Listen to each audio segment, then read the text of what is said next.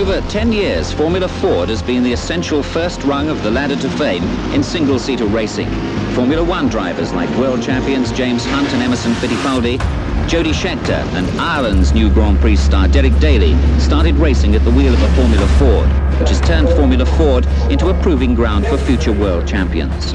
As 1978 began, 1,000 delusional Formula Ford racers shared the Formula One dream. At age 23, I was one of them, and I knew time was running out. I was also back in the media business as the art director for SCCA's Sports Car magazine, working for the new publisher, Paul Oxman, but I was still an undisciplined California man-child. I'd moved into an apartment with Sports Car's new editor, Steve Nicholas, who was from Massachusetts and behaved like a functioning adult. We were very different, but we bonded through our mutual passion for American and British Formula Ford racing. Steve soon introduced me to fellow New Englander and Formula Ford ace David Loring, who drove the Eagle Formula Ford for my hero, Dan Gurney. David quickly put me in my place by telling me that my stories about the 5 Formula Ford races I'd driven in took me longer to tell than the combined time they took to run. He had a good point. By age 21, David had won Formula Ford championships in Canada and the United States, and in the early 70s, he was viewed as America's next Formula One prospect. In 1972, David competed in British Formula Ford, where he was selected as the most talented up-and-coming driver by the British Motor Racing Press. In 1974, David substituted for an injured Gilles Villeneuve in Canadian Formula Atlantic, but nothing else came of it. David's career stalled. He was back to Formula Ford, where he was his own mechanic and also hand-building every Eagle Formula Ford made. David was a true natural talent who raced from his heart, like Ronnie Peterson, whose sideways style he admired. But David knew there hadn't been an American Formula One world champion since 1961. They were getting all set for the Italian Grand Prix. One of the Ferraris was to be driven by Wolfgang von Trips, the German ace, and in the Ferrari team was Phil Hill of America. Von Trips, on the right, was in the front row of the grid as they got away on a 267-mile race of 43 laps. During the race occurred one of the worst accidents of recent years. Unknown to Phil Hill and some of the others, Von Trips had been killed when his car was in collision with Jim Clark's Lotus. 14 spectators were killed too. The race went on and Hill won at an average of 130 miles an hour. The American didn't know of the tragedy when they congratulated him on being the new world champion. As the Formula One season began in Argentina, there were now 4 Americans who would attempt to qualify, but only one of them had a realistic shot at victory and becoming America's next world champion in 1978. The Lotus of American ace Mario Andretti started from pole position, and in third place, returning to Lotus, was Ronnie Peterson. He had signed as a number 2 to Andretti. The American was happy, and the Swede, well, he would honour his contract throughout the season. The race was largely about Mario Andretti. He ran away from the opposition and hid 13 seconds ahead of Niki Lauda by the checkered flag. February's Sports Car magazine cover featured the launch of a new era for the SCCA VW Super V series, along with the beginning of an exciting new collaboration with photographer Jeff Zwart, an Art Center student who energized me with his creative vision and his ambition. My freelance illustration business was also taking off as I created concept illustrations for the various Super V chassis builders.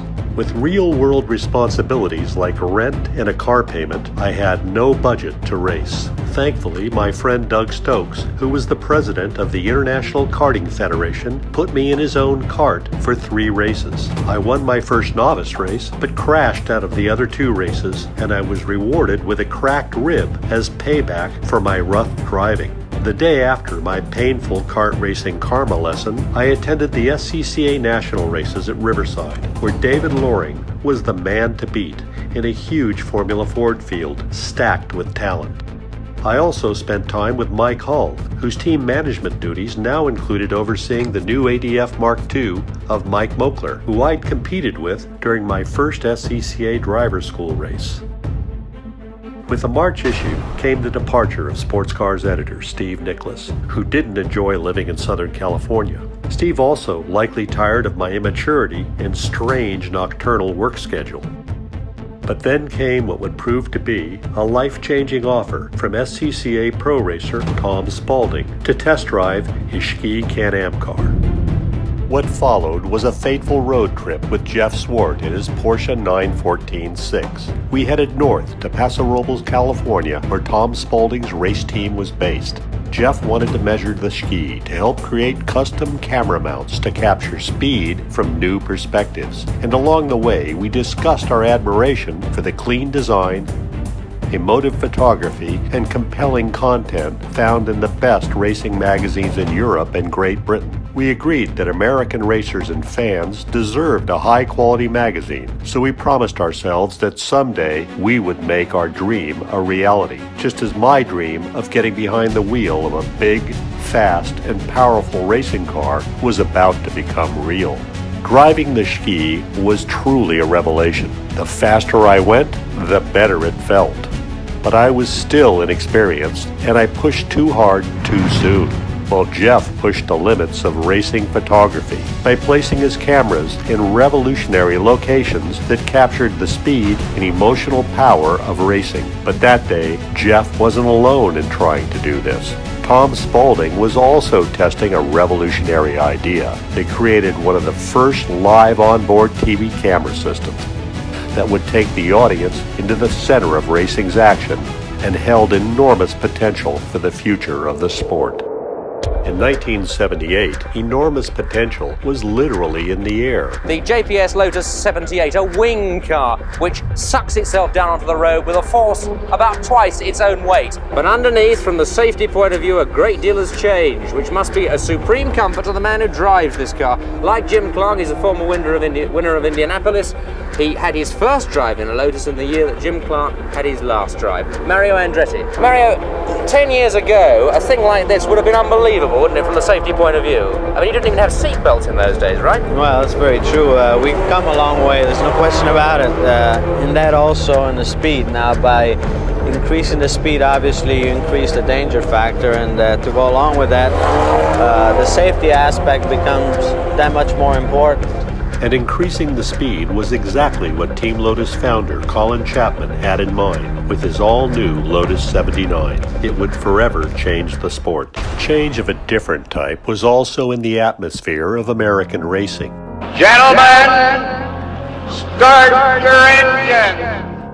With the recent passing of Indianapolis Motor Speedway owner Tony Holman, there was now a leadership vacuum in USAC IndyCar racing, and my hero Dan Gurney stepped forward to fill it with a white paper that suggested much could be learned from how Bernie Ecclestone had transformed and grown Formula One to benefit struggling team owners.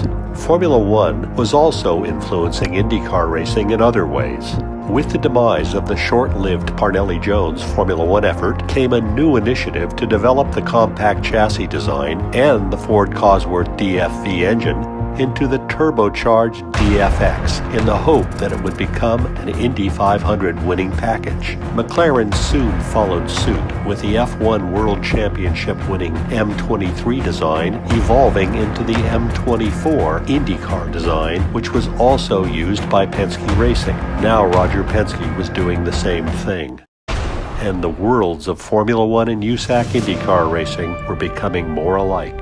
We have a two-car Indy team this year at Ontario. We have Mario Andretti, of course, is the current World Driving Championship leader, and Tom Sneva, the United States Auto Club champion, 1977. We have our own cars. Penske cars have been built in England, and this is the first time that my team has run with our own cars. We've always used the McLaren cars, similar to the one Johnny Redford would drive, and this year we made the big step to build our own car. Hopefully it'll be the right one. We're about to get underway, and on the pole, Tom Sneva. In the first row on the outside, Mario Andretti. In the second row on the inside, Johnny Redford in car number 4. Next to him, Danny Andretti in car number 25, Peterscope car. But unhappy surprises are part of racing, even for Roger Penske. What's happening down here? He's just ready to go. The pit crew is holding him up. But yes, he is. Now he's gone. There's about 30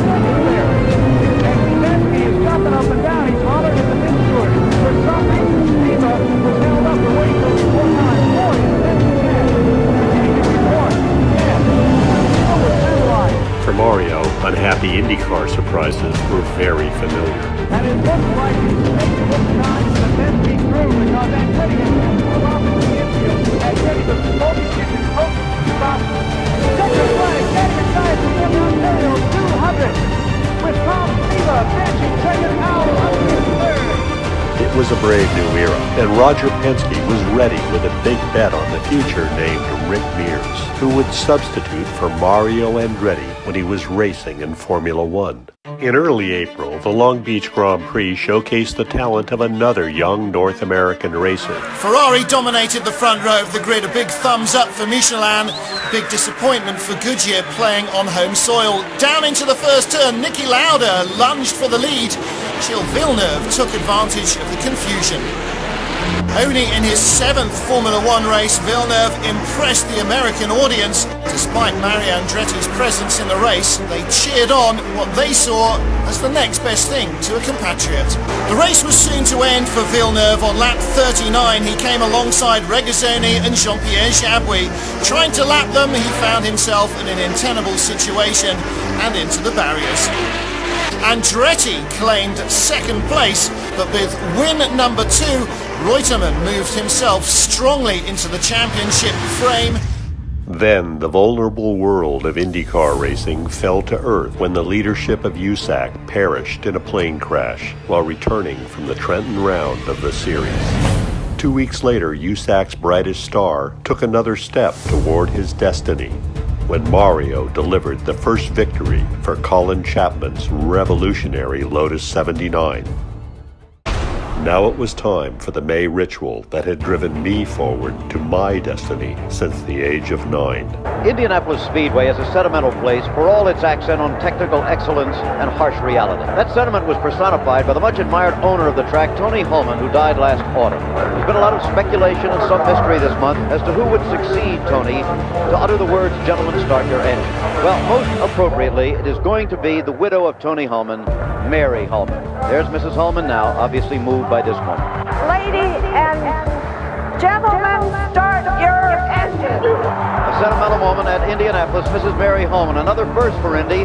Not too many years ago, women were not even allowed in the pits or the garage area. Now we have a woman driver in the race and a woman officially starting the race with the phrase, as you heard, "Lady and gentlemen, start your engine." And that's what has happened. There is the man on the pole, Tom Sneva. This is the time when 32 men and a woman are looked at by hundreds of thousands on the scene and many millions more watching on television. Nonetheless, they're all alone, like these men on the front row. But my attention was on the last row of the grid. And then there's Mario Andretti. He was off winning the Grand Prix of Belgium last weekend after being rained out here the week before. That meant that a substitute, Mike Hiss, had to qualify his car for him. That's perfectly legal, but the rule also states that a car driven by a man other than the man who qualified it must be started at the back of the pack. Andretti then, in perhaps the fastest car of all, number 7, start dead last. There they are. There were a couple of pace cars out in front originally, and one of them was young Tony George, the grandson and namesake of the late Tony Holman, and his daughter Mary was with him too.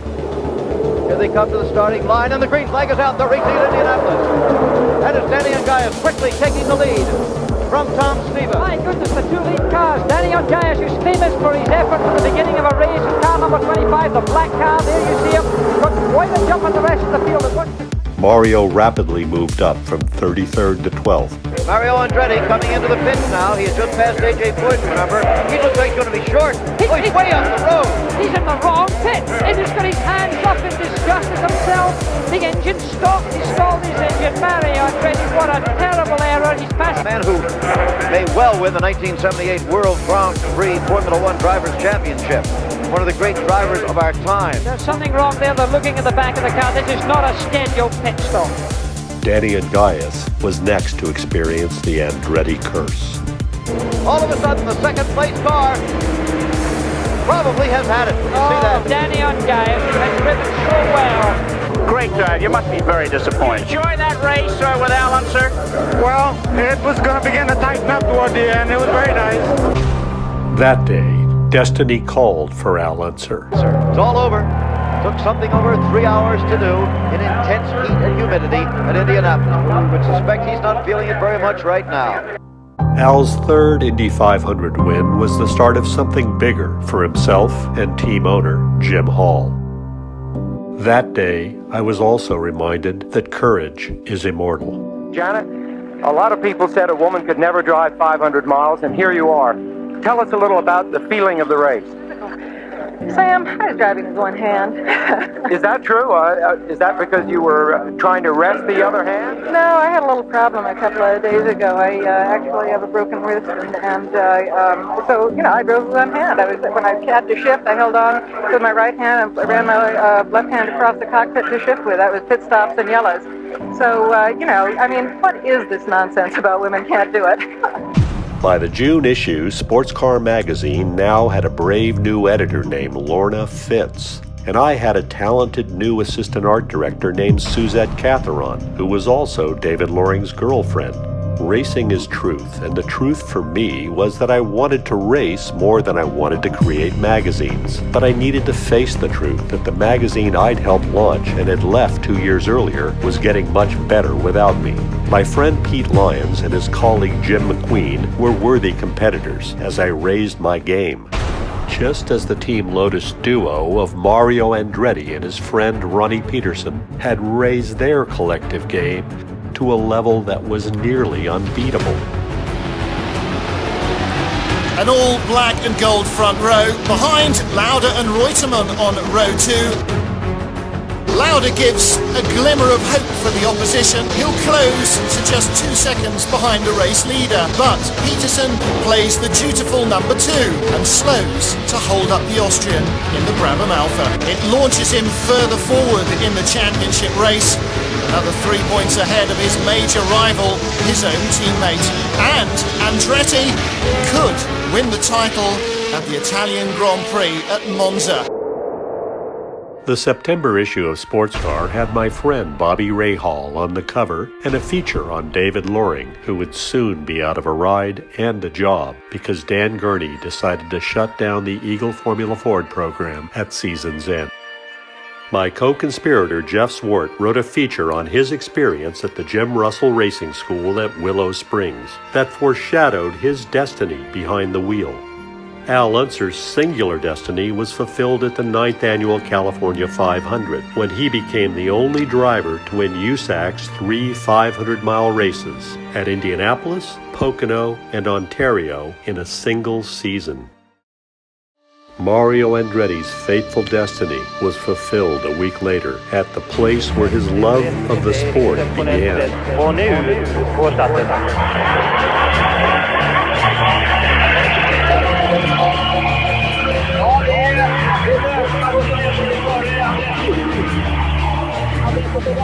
The Italian Grand Prix was supposed to be Mario's dream. Instead, it turned into a nightmare. A first-lap collision eliminated Scheckter, Hunt, Patrese, and Peterson's Lotus. Ronnie Peterson was gravely injured, and the race finally restarted hours later at 6 p.m. as darkness approached. Andretti and Villeneuve led, but they had both been adjudged to jump the start. They had a minute added to their race time, giving them the win on the road, but they would finish in 6th and 7th. The man who claimed maximum points would be Super Rat, Niki Lauda, but he refused to climb up onto the podium. John Watson was second for Brabham Alpha, Reutemann third for Ferrari, Lafitte and Tombe fourth and fifth, ahead of Andretti, whose single point gave him the World Championship. Ronnie Peterson underwent life-saving surgery on Sunday night, but by Monday morning he'd been killed by a blood clot. But the sport and Mario Andretti raced onward. States Auto Club Championship Racing is here at one of the Grand Old Tracks, Trenton, New Jersey. Hello, I'm Ken Squire. With me is David Hobbs. Here we are, ready for the start. As the field hurdles down to start the first of the 100 laps. This Andretti is pitting. Car number 7. Remember his last win, 1973, was right here on this track in USAC cars. 6 wins in Formula One World Championship this year. Will he make the mark of Juan Manuel Fangio when he goes to Watkins Glen, October the 1st? You'll see the highlights the following week, exclusively on CBS. 12 and 2/10 seconds. Excellent pit stop in the Penske crew. And for the first time since 1973, on the track in which he last won, the world champion Mario Andretti of Nashville, Pennsylvania, has won the United States Auto Club Championship Racing. It is a mob scene. I have never heard a crowd more enthusiastic in Trenton. I've been coming here for about 20 years. Mario Andretti Andretti has pulled it off. He's won. We're trying to get Rock PH down to him. Hey, champ, congratulations. I bet it's good to be back in the winner's circle here in the old US today, huh? Yeah, it's good because it's been such a long time. In fact, the last USAC race that I won was right here at Trenton. So I was really aching for one. Congratulations, and we'll see you next week at Watkins Glen. Okay, thank you. Okay. A very, very happy man. Obviously, his first victory here in America since 1973, the new world champion, Mario Andretti. It was a unique moment in global racing. America's most famous racing driver was now the Formula One world champion.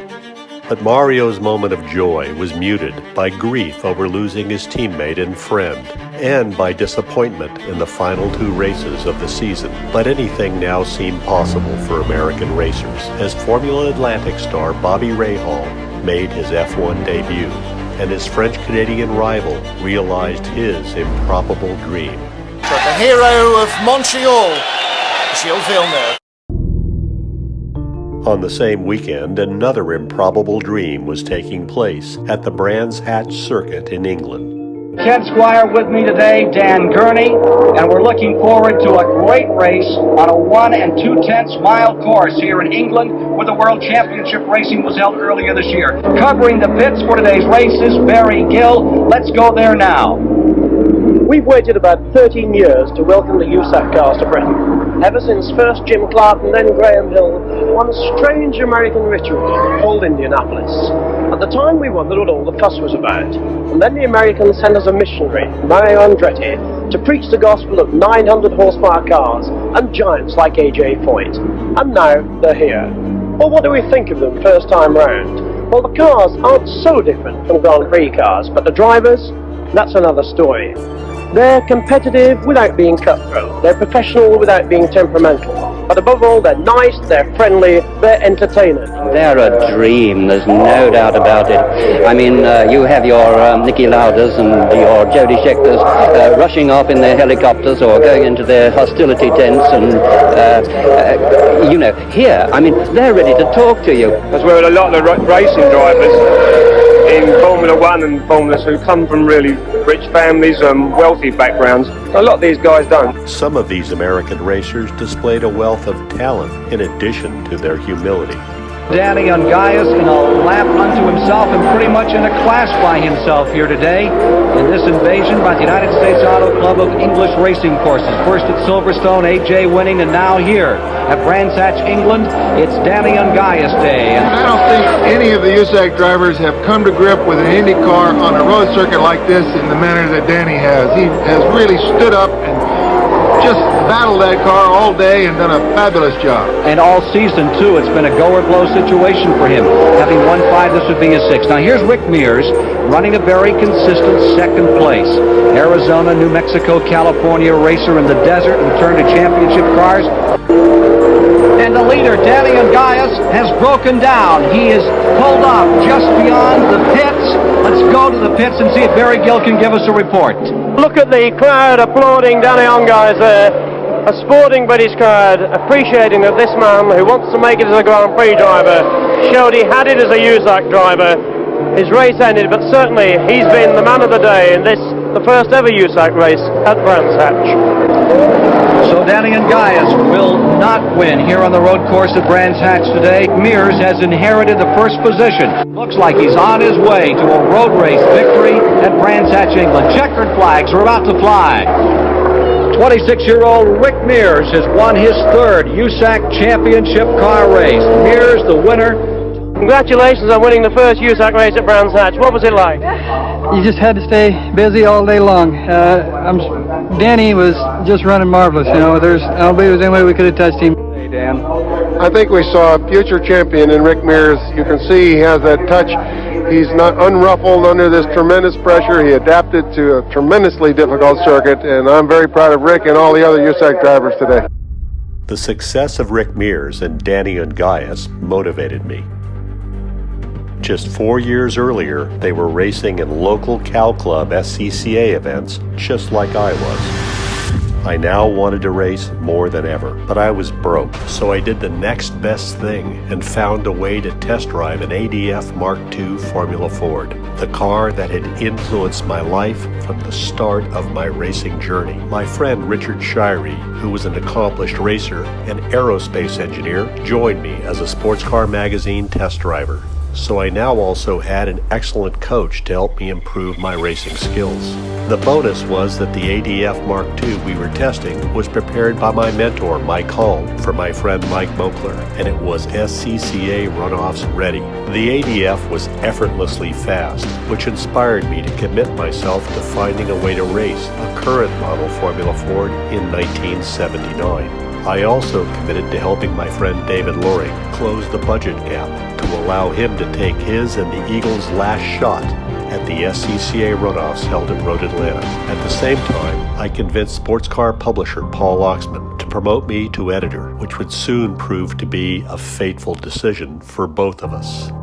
As I boarded my flight to Atlanta, I was cheerfully delusional about my magazine editing and racing abilities, but at least I was surrounded by people who set the bar high for performance under pressure. Upon arrival, I was immediately given a lesson in this, as Mike Hull was coping with a disaster. Mike Mokler had crashed and destroyed his ADF during practice, so he flew a backup car in from California overnight and prepped it in the transporter on the way to the track. Mokler started dead last in a huge field, while David Loring had qualified third in the Eagle. David pounced at the start and drove away from his pursuers, opening up the largest lead in Formula Ford runoffs history as the cars behind him battled for position. As he crossed the finish line, his engine began to seize, but he'd gotten the job done for Dan Gurney. Meanwhile, Mike Mokler had driven all the way from the back to an astonishing second place, and David was as shocked as I was to see him on the podium.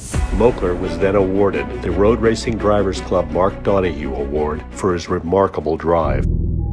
These examples of courage and commitment inspired me as I created illustrations for the November issue of Sports Car that celebrated Mario Andretti's 1978 Formula One World Championship and America's first world champion, Phil Hill. But being the editor was already proving to be a challenge for me. Thankfully, Lorna Fitz was still there as executive editor and holding it all together. Another challenge was trying to help David Loring move forward in the sport as he searched for his next ride.